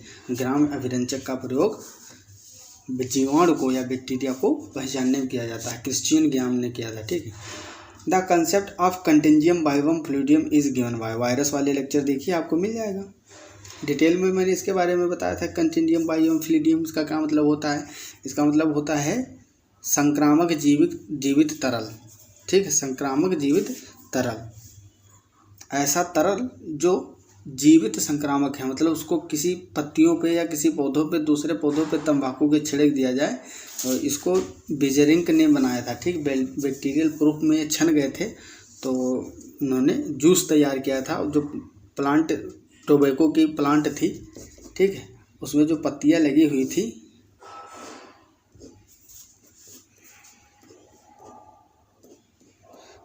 ठीक है, उन पत्तियों को, इसमें मान लो इन्फेक्शन था वायरस का, तो इसको क्रश किया। इसको क्रश करके उसके बाद में इसका जूस बनाया। जूस बनाने के बाद में वो जूस जो था उसमें वायरस प्रेजेंट थे, उसको दूसरे प्लांट की शाखाओं पे जब डालते तो वो भी इन्फेक्शन कॉज कर देता है। इसलिए इसको बोला था कंटेंजियम बाइवम फ्लूइडियम, संक्रामक जीवित तरल। अगला क्वेश्चन है which of the following is not found in bacterial cell. निम्न में से कौन सी चीज़ जीवाणु कोशिका में नहीं पाई जाती है? माइटोकॉन्ड्रिया नहीं पाया जाता। एंडोप्लाज्मिक रेटिकुलम ये भी नहीं पाया जाता। वेल डेवलप्ड न्यूक्लियस ये भी नहीं पाया जाता है। पूर्ण विकसित केंद्र कहाँ होता है? बैक्टीरिया में। बैक्टीरिया क्या है? जीवाणु कोशिका एक प्रोकैरियोट है। क्या है? प्रोकैरियोट, ठीक है, प्रोकैरियोट है। तो इसमें कहाँ न्यूक्लियस पाया जाता है पूर्ण विकसित? ना एंडोप्लाज्मिक रेटिकुलम होते हैं, ना माइटोकॉन्ड्रिया होते हैं, ये तो सब यूकैरियोटिक कैरेक्टर है। तो इसका right, aflatoxin is produced by. Aflatoxin का निर्माण किसके द्वारा होता है? मैंने बताया था, एक काफ़ी इंपॉर्टेंट आएगा जरूर। एस्परजिलस फ्लेवियस से अफ्लाटॉक्सिन प्रोड्यूस होता है, ठीक है। और क्या ऑप्शन थे इसमें? Penicillium notatum, Amanita muscaria, Agaricus bisporus. तो इसका राइट आंसर है Aspergillus flavus. Which of the following is correct sequence of the process found during sexual reproduction in fungi. कवक में लैंगिक प्रजनन के समय होने वाली क्रियाओं का निम्न में से कौन सा सही क्रम है? तो अभी बताया था, इससे पहले प्लाज्मोगेमी, उसके बाद में कैरियोगेमी होता है, फिर मियोसिस होता है, ठीक है। अगला क्वेश्चन है the protein coat of virus is called as. विषाणुओं का जो प्रोटीन कवच होता है, ऊपर का जेनेटिक मटेरियल होता है इस तरह से, और ऊपर से प्रोटीन कवरिंग जड़ी होती है, उसको कैप्सिड बोलते हैं। क्या बोलते हैं? कैप्सिड। अगला क्वेश्चन है the reserve food material in red algae. लाल शैवालों में संचित भोज्य पदार्थ है फ्लोरिडियन स्टार्च या फिर नॉर्मल स्टार्च, लेमिनेरियन या फिर ऑयल। तो मैंने बताया था जो फ्लोरिडियन स्टार्च है ये लाल शैवालों में संचित भोज्य पदार्थ होता है। इसकी स्ट्रक्चर एमाइलोपेक्टिन और ग्लाइकोजन के जैसे होती है। कैसी होती है? ग्लाइकोजन और अमाइलोपेक्टिन की जैसे होती है, ठीक है। अगला question the male sex organ of कारा इज कॉल्ड एज। कारा के नर प्रजनन अंग को क्या बोलते हैं? तो ग्लोब्यूल बोलते हैं। कई बार हटाया था, डीडीयू में दोनों पूछ लिया था, ग्लोब्यूल और नोक्यूल। तो इसको क्या बोलते हैं? ग्लोब्यूल बोला जाता है। Which of the following is a heteroecious fungi. निम्न में से कौन हेटेरोसियस कवक है? ये भी एग्जाम से पहले मैंने पढ़ाया था कि हेटेरोसियस क्या होते हैं? जो दो होस्ट पे अपना जीवन चक्र लाइफ साइकिल कंप्लीट करते हैं। तो कौन है इसमें से? पेजाइजा है, आस्ट्रेलेगो, पक्सीनिया, अल्टरनेरिया। तो बताया था पक्सीनिया ग्रेमिनिस टिटिसाई जो होता है, ये पहला होस्ट इसका व्हीट होता है, गेहूँ। दूसरा होता है बारबेरिस प्लांट जो कि एक जंगली पौधा है। Which of the following is a parasitic algae. निम्न में से कौन परजीवी शैवाल है? पैरासिटिक एल्गी पूछा है। Nostoc Polysiphonia, Cephaleuros Oedogonium. तो सिफेल्यूरोस जो होता है ये पैरासिटिक होता है, ठीक, parasitic in nature. Lichen is association between, lichen किन दो जीवों के बीच का संबंध है? इससे पहले भी बताया था, फंजाई और शैवाल होते हैं इसमें, कवक और शैवाल, जो कि शैवाल ऊपर के पार्ट में होता है, नीचे फंजाई होता है, दोनों म्यूचुअलिज्म शो करते हैं। तो ऑप्शन सी इज करेक्ट हो जाएगा इसका, शैवाल और कवक। अगला क्वेश्चन है, which of the following is green sulphur bacteria? निम्न में से कौन हरी सल्फर बैक्टीरिया, हरा sulphur bacteria, green sulphur bacteria? Chromatium, Rhodospirillum, Chlorobium या लेप्टोथ्रिक्स? तो इसका राइट आंसर हो जाएगा क्लोरोबियम। क्लोरोबियम एग्जाम्पल है ग्रीन सल्फर बैक्टीरिया का। The genetic material of T four bacteriophages, T four जीवाणुभोजी का आनुवंशिक पदार्थ निम्न में से कौन सा है? सिंगल स्टैंडर्ड आरएनए मतलब एक सूत्री आरएनए, या फिर डबल स्टैंडर्ड द्विसूत्री आरएनए, सिंगल स्टैंडर्ड डीएनए एक सूत्री डीएनए, या द्विसूत्री डबल स्टैंडर्ड डीएनए? तो डबल स्टैंडर्ड डीएनए पाया जाता है टी फॉर बैक्टीरियोफाज में। अगला क्वेश्चन है, bacterial cell having flagella all around its cell surface is called as? ऐसे जीवाणु कोशिका जो चारों तरफ से कशेरुकियों के द्वारा घिरी होती है वह क्या कहलाती है? यह है जीवाणु कोशिका और चारों ओर से फ्लैजिला लगे हुए हैं। तो इसको मैंने बताया था पेरिट्राइकस बोलते, क्या पेरिट्राइकस। अगर एक यहाँ पे गुच्छे में लगे हुए हैं तो इसको एम्फीट्राइकस, ठीक है, सॉरी इसको बोलते थे एम्फीट्राइकस। तो ये होता है जो दोनों ओर प्रेजेंट होता है, ठीक है, सॉरी इसको नाम इस टाइम याद नहीं आ रहा इसको। और ये जो सिंगल फ्लैजिला होता है इसको मोनोट्राइकस बोलते थे, ठीक है, और इसको बोलते थे पेरिट्राइकस, और जिसमें होता ही नहीं उसको एट्राइकस। और ये जो एक टफ्ट होता था एक एंड पे इसको लोफोट्राइकस बोलते थे, क्या बोलते थे? लोफोट्राइकस। अगला क्वेश्चन है, which of the following is used during inoculation? निम्न में से किस यंत्र का प्रयोग इनोकुलेशन में किया जाता है? इनोकुलेशन में किसका प्रयोग किया जाता है? ये भी काफ़ी इम्पोर्टेंट था। तो ये क्वेश्चन आप लोग बताएंगे हमको कि किसमें किया जाता है इसका प्रयोग। The colony of Volvox is known as? Volvox की कॉलोनी को क्या कहते हैं? हार्मोगोनिया, ओगोनिया, एंथेरिडियम या फिर सिनोबियम? तो आपको बताया ही था, कई बार बताया था कि सिनोबियम जो होते हैं ये कॉलोनी को बोलते हैं जो वॉलवॉक्स फॉर्म करता है, एक साथ कई सारे वॉलवॉक्स रहते हैं मिलजुल के, उसको बोलते हैं coenobium. Which of the following algae has prokaryotic cellular organization? निम्न में से किस शैवाल का प्रोकैरियोटिक कोशिकीय संरचना होती है? प्रोकैरियोटिक पूछा है। Volvox eukaryotic, Sargassum eukaryotic, Hydrodictyon eukaryotic. Nostoc क्या है? एक प्रकार का साइनोबैक्टीरिया, क्या है? साइनोबैक्टीरिया है, ठीक है, ब्लू ग्रीन एल्गी है। तो ये ऐसा शैवाल है ना साइनोबैक्टीरिया। बैक्टीरिया कैसे होते हैं? प्रोकैरियोट्स। तो नोस्टॉक इसका सही है। The bacterial nucleus is well develop, incipient or absent? जीवाणु केंद्रक किस प्रकार का होता है? तो आपको बता दूं, जो जीवाणु केंद्रक होता है वो अल्प विकसित होता है, इंसिपिएंट होता है। The most common method of bacterial reproduction is? जीवाणुओं में सबसे ज़्यादा कौन सी प्रजनन विधि पाई जाती है? एंडोस्पोर फॉर्मेशन मतलब इंडोस्पोर का निर्माण, या कंजुगेशन, या बडिंग, या द्विविभाजन, बाइनरी फिजन? तो ये सभी इसमें रिप्रोडक्शन के मेथड हैं, जिसमें कि बाइनरी फिजन जो है ऑप्शन डी द्विविभाजन, ये काफ़ी इंपॉर्टेंट है। Which of the following statement is not correct about ascospores? निम्न में से एस्कोस्पोर के बारे में कौन सा कथन सही नहीं है? सही नहीं पूछा है, ठीक, नॉट करेक्ट। ये इस पे ज़्यादा फोकस रखना है वरना गलत हो जाता है कभी कभी। तो देखो इसमें लिखा है एस्कोस्पोर, क्या लिखा है? एस्कोस्पोर मतलब स्पोर आ रहा है इसमें। स्पोर हमेशा कैसे होते हैं? 2n स्टेज में, ठीक है, डिप्लॉइड होते हैं। कैसे होते हैं? डिप्लॉइड। स्पोर की बात करेगा, ठीक है, जिसको हिंदी में बोलते हैं द्विगुणित बोलते हैं, ठीक है। तो देखते हैं कौन सा इसमें इनकरेक्ट है। They are formed inside ascus, ये तो बात सही है। ये अंतर्जातीय लगते हैं, एस्कस के अंदर होते हैं स्पोर। कैसे होते हैं? अंतर्जातीय पढ़े होगे आप, अंतर्जातीय बहिर्जातीय रूप से होते हैं। दे आर डिप्लॉयड भी होते हैं। They are sexual spore of ascomycetes, ये भी बात सही है, सेक्सुअल स्पोर होते हैं एस्कोमाइसिटीज के, ठीक है। लास्ट वाला हुए अगुणित होते हैं, मतलब दे आर हैप्लॉइड, ये बात गलत है, ये डाइजेस्ट नहीं हो रही क्योंकि ये यन नहीं टू यन होते हैं, अगुणित नहीं द्विगुणित होते हैं, तो ये इनकरेक्ट है। The disease caused by Alternaria solani, Alternaria solani जो है अल्टरनेरिया सोलेनिस से कौन सा डिजीज कॉज होता है, तो ये डिजीज कॉज करता है yearly blight of potato. Early blight of potato cause करता है, लेकिन इसमें सीधा दिया हुआ है सिम्पटम, तो जो रिंग स्पॉट है ये उसी का सिम्पटम होता है, लक्षण होता है रिंग स्पॉट। इस तरह से पोटैटो की लीफ होती है, ठीक है, इस तरह से, और लीफ पे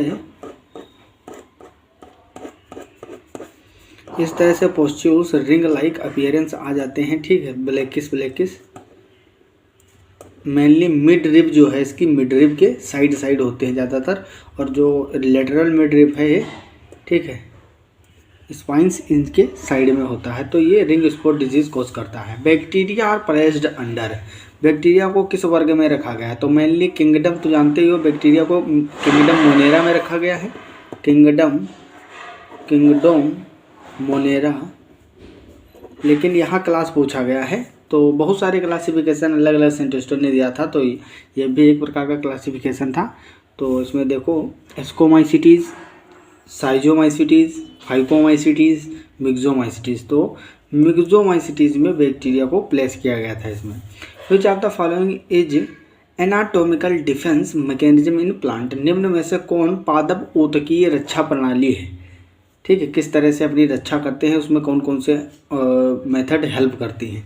मोटी क्यूटिकल का होना, टाइलोसिस का निर्माण या एब्सिशन का होना, तो इसमें तीनों ये जो हैं मेथड हैं जो कि रोग से बचाव करती हैं अपना। मोटी क्यूटिकल मतलब ये मान लो लीफ है, ये इसके ऊपर ये जो सेल्स होती हैं उनके ऊपर मोटी क्यूटिकल होती है, ये सेल्स हैं जो एपिडर्मल सेल्स होती हैं जो ऊपर की ओर होती हैं, बाहर की ओर, ठीक है, प्लांट में, वो उनके सेल के ऊपर इस तरह से मोटी कवरिंग होती है क्यूटिकल की, ठीक है, बीच बीच में स्टोमाटा होते हैं, वहाँ पे गैप होता है, और इस तरह से ये क्यूटिकल बनी हुई होती है, ठीक है, तो ये भी रक्षात्मक होती है। टाइलोसिस का निर्माण होना या एब्सिशन, ये सब प्रिवेंट करते हैं डिजीज़ों को।